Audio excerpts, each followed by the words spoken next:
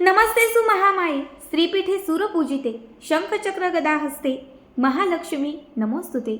नमस्कार सर्वांना, श्री स्वामी समर्थ. बघाच मार्गशीर्ष महिन्यातील तिसरा गुरुवार. खरं तर मार्गशीर्ष महिना आणि मार्गशीर्ष महिन्यातील प्रत्येक गुरुवार हा माता लक्ष्मीसाठी समर्पित असतो. या दिवशी माता लक्ष्मीला प्रसन्न करण्यासाठी तुम्ही जेवढ्या जास्त सेवा करता तेवढ्या जास्त पटीने माता लक्ष्मी त्याचं फळ तुम्हाला देते, तुमच्या मनातील इच्छा पूर्ण करते, तुमच्या आयुष्यामध्ये सुख, समृद्धी, ऐश्वर, संपत्ती तुम्हाला प्रदान करते. बघा, आज मार्गशीर्ष महिन्यातील तिसरा गुरुवार आहे. आपल्यापैकी बऱ्याच लोकांनी सकाळपासून पूजापाठ, मंत्र, स्तोत्र हे सगळं केलं असेल. काही लोकांची इच्छा असूनही त्यांना जमलं नसेल. पण आज या व्हिडिओमध्ये मी तुम्हाला याच मार्गशीर्ष गुरुवारी करावायचा एक अत्यंत प्रभावी उपाय सांगणार आहे. या 5 पैकी एक जरी वस्तू तुम्ही तुमच्यासोबत तुमच्या जवळ ठेवली, संपूर्ण मार्गशीर्ष महिन्याचं पुण्य मिळेल, फळ लाभेल, मनातील इच्छा पूर्ण होईल, घरात सकारात्मकता येईल, तुमच्या आयुष्यात तुम्हाला जे काही हवं आहे ते प्राप्त होईल. शिवाय महालक्ष्मी, माता लक्ष्मी तुमच्या घरात अखंड स्वरूपाने स्थिर होईल. खूप तुमच्या घरात असणारं जे दारिद्र्य आहे हे घराच्या बाहेर जाईल, घरात असणारे निगेटिव्हिटी घराच्या बाहेर जाईल आणि या मार्गशीर्ष महिन्यामध्ये माता लक्ष्मी सूक्ष्म स्वरूपाने का होईना पण तुमच्या घरामध्ये अखंड स्थिर होईल. आता सगळ्यात पहिली वस्तू मी तुम्हाला सांगणार आहे, ही आहे यशप्राप्तीसाठी, कामात यश मिळण्यासाठी, बरकत येण्यासाठी आणि प्रत्येक क्षेत्रात आपली प्रगती होण्यासाठी. आज बघा, रात्री 12च्या कुठल्याही वेळात तुम्ही हा उपाय करू शकता. या उपायासाठी तुम्हाला लागणार आहे 2 फुलवाल्या लवंगा. फुलवाल्या 2 लवंगा घ्यायच्या आणि एक लाल रंगाचा धागा घ्यायचा. देवघराच्या समोर जिथे तुम्ही महालक्ष्मीचं व्रत केलेलं आहे किंवा जिथे महालक्ष्मीची मूर्ती आहे तिथे तुम्हाला आसन घालून बसायचं आहे. ज्या 2 लवंगा घेतलेल्या आहेत ह्या 2ही लवंगा त्या धाग्यात बांधायच्या आहेत. धाग्यात जेव्हा त्या 2ही लवंगा तुम्ही बांधाल तेव्हा तुमची जी काही इच्छा असेल ती इच्छा त्यामध्ये व्यक्त करायची आहे. आपली इच्छा व्यक्त करून झाली. या फुलवाल्या लवंगा आपल्या उजव्या हातात घेतल्या, हाताची मूठ बंद केली, माता लक्ष्मीचं स्मरण करायचं. फक्त एक वेळा महालक्ष्मी अष्टकम आणि एक वेळा भगवान श्री विष्णूंचं व्यंकटेश स्तोत्र म्हणायचं. बघा, एक वेळा व्यंकटेश स्तोत्र म्हणायचं आणि एक वेळा महालक्ष्मी अष्टकम म्हणायचं. 2ही सेवा आपल्या करून झाल्या की त्याच्यानंतर ही फुलवाली लवंग देवघरात असणाऱ्या माता लक्ष्मीच्या समोर ठेवायची. 2ही लवंग जुडीने माता लक्ष्मीच्या समोर ठेवून 5 मिनिटात तिथून उचलायच्या आणि या गुरुवारपासून या लवंगा आपल्या सोबत ठेवायच्या. बघा, लवंग ही माता लक्ष्मीला अत्यंत प्रिय आहे, ज्याच्या सुगंधाने माता लक्ष्मी त्या क्षणात आकर्षित होते.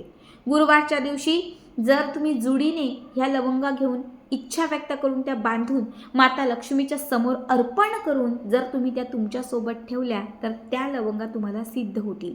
त्या लवंगातून कायम माता लक्ष्मीची एक ऊर्जा, सकारात्मकता तुमच्या सोबत राहील.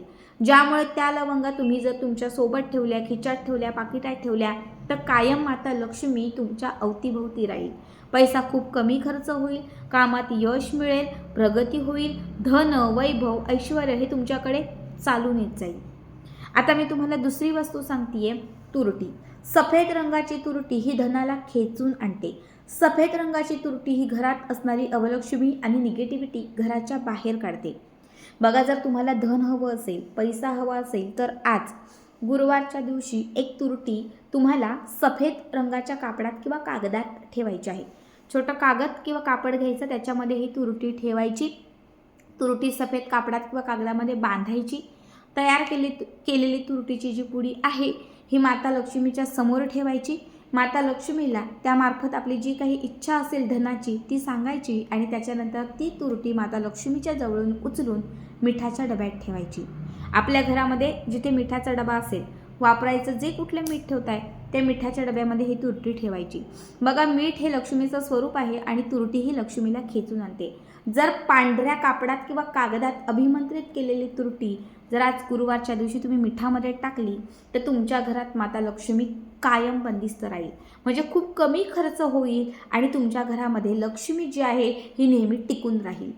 आता मी तुम्हाला तिसरी वस्तू सांगतेय, तांदूळ. प्रत्येकाची काही ना काही इच्छा असते. बघा, कधी कधी ती इच्छा पूर्ण होते तर कधी कधी ती इच्छा सतत अपूर्ण राहते. अशा वेळी काय करायचं आहे, एक छोटा कागद घ्यायचा आहे, त्या कागदावर आपली जी काही इच्छा असेल ती लिहायची आहे. माता लक्ष्मीच्या समोर हा कागद ठेवायचा आहे आणि 11 तांदळाचे दाणे घ्यायचे आहेत. जे तांदळाचे दाणे तुम्ही घेणार आहात ते हळदीने मिक्स करायचे. थोडी एक चिमूटभर हळद लावायची त्याला आणि ते तांदूळ ओळे करायचे थोडेसे, म्हणजे तांदूळ जे आहे ते पिवळ्या रंगाचे होतील. आता सगळ्यात पहिला तांदळाचा दाणा हातात घ्यायचा, त्यामध्ये आपली इच्छा सांगायची. माता लक्ष्मीला ती इच्छा जी काही असेल ती पूर्ण होण्यासाठी प्रार्थना करायची आणि त्याच्यानंतर एक वेळा कमलात्मक मंत्र म्हणून हा तांदळाचा दाणा त्या कागदावर ठेवायचा. पुन्हा दुसरा तांदळाचा दाणा घेऊन आपली जी काही इच्छा असेल ती माता लक्ष्मीला सांगून पुन्हा एकदा आपली इच्छा व्यक्त करून हा तांदळाचा दाणा आपल्याला त्या कागदावरती ठेवायचा आहे. असे सगळेचे सगळे तांदळाचे दाणे अभिमंत्रित करून तुम्हाला तांदळावर ठेवायचे आहेत. सगळे तांदळाचे दाणे अभिमंत्रित झाल्यानंतर तुम्हाला त्या कागदाची पुडी करायची आहे आणि ही तयार केलेली कागदाची जी पुडी आहे म्हणजे इच्छापूर्तीची पुडी जी आहे ही तुम्हाला आजपासून आपल्यासोबत किंवा आपल्या जवळ ठेवायची आहे. रात्री झोपताना सोबत ठेवा, सकाळी उठल्यानंतर ती देवघरात ठेवा, पुन्हा कामावरून कुठून बाहेरून तुम्ही आलात की पुन्हा ते आपल्यासोबत ठेवा. जोपर्यंत त्यामध्ये लिहिलेली इच्छा पूर्ण होत नाही आहे तोपर्यंत ती पुडी जी आहे ती आपल्यासोबत आपल्याला ठेवायची आहे. ठीक आहे. आता पुढची वस्तू मी तुम्हाला सांगत आहे ती म्हणजे बघा हिरवी वेलची. माता लक्ष्मीला ज्या ज्या विशेष असणाऱ्या म्हणजे विशेष प्रिय असणाऱ्या ज्या ज्या गोष्टी आहेत त्यामध्येच माता लक्ष्मीला हिरवी वेलची ही अत्यंत प्रिय आहे, जी आपल्याकडे धन खेचून आणते. माता लक्ष्मीला कायम घरामध्ये स्थिर करते, पैशांमध्ये वाढ करते आणि प्रत्येक गोष्टीत आपली प्रगती घडवून देते. आज तुम्हाला 7 हिरव्या वेलच्या घ्यायच्या आहेत. 7ही हिरव्या वेलच्या तुम्हाला एका हिरव्या रंगाच्या कापडामध्ये ठेवायच्या आहेत. बघा, कापड घ्यायचं छोटं, त्यामध्ये 7 हिरव्या वेलच्या ठेवायच्या, कापडाला गाठ मारायची आणि ही 7 हिरव्या वेलच्यांची पोटली जी आहे ही माता लक्ष्मीला अर्पण करायची. जी इच्छा असेल, जे हवं असेल ते सांगून माता लक्ष्मीला ती पोटली अर्पण करायची.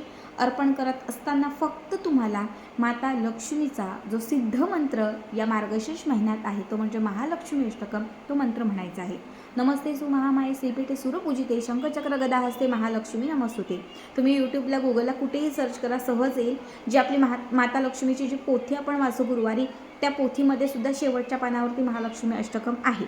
हे महालक्ष्मी अष्टकम म्हणून झालं. ही हिरवी पोटली माता लक्ष्मीच्या समोर अर्पण करून झाली की त्याच्यानंतर एक 5 ते 10 मिनिटांनी ती उचलायची आणि ही हिरव्या वेलच्यांची पोटली उचलून आपल्या तिजोरी, आपलं जे कपाट आहे जिथे आपण सोनं चांदी पैसे जे काही ठेवतो तर त्याच्यामध्ये ही पोटली ठेवून द्यायची. आता ही किती दिवस ठेवायची तर तुम्ही 6 महिने ठेवा, 4 महिने ठेवा, 2 महिने ठेवा, 1 महिना ठेवा किंवा तुम्ही वर्षभर ठेवा. ती पोटली फक्त तुमच्या घरामध्ये धन आणत राहील, नेहमी तुमच्या घरामध्ये लक्ष्मीला स्थिर करत राहील, कायम तुमच्या घरामध्ये सकारात्मकता आणेल आणि सगळ्यात महत्त्वाचं म्हणजे तुमच्या घरात असणाऱ्या दारिद्र्याचा नाश करेल. ही हिरवी वेलची जोपर्यंत तुमच्या घरात आहे तोपर्यंत तुमचा शुक्र तुम्हाला साथ देईल. सगळ्यांनाच माहिती आहे शुक्र हा धनाशी कारक आहे. ज्याचा शुक्र मजबूत त्याच्याकडे धन जे आहे, ऐश्वर्य जे आहे हे बक्कळ असतं. हिरवी वेलची ही शुक्राची कारक मानली जाते आणि जर ती तिजोरीत ठेवली तर शुक्रग्रहाची जी काही शुक्रग्रहाची पॉझिटिव्हिटी आहे ती घरातल्या प्रत्येक व्यक्तीवरती पडत राहते. खूप साधे सोपे उपाय आहेत बघा. 5 पैकी 1 जरी वस्तू आज स्वतःसोबत ठेवता आली तर नक्की ठेवा आणि आजचा व्हिडिओ कसा वाटला कमेंट करा.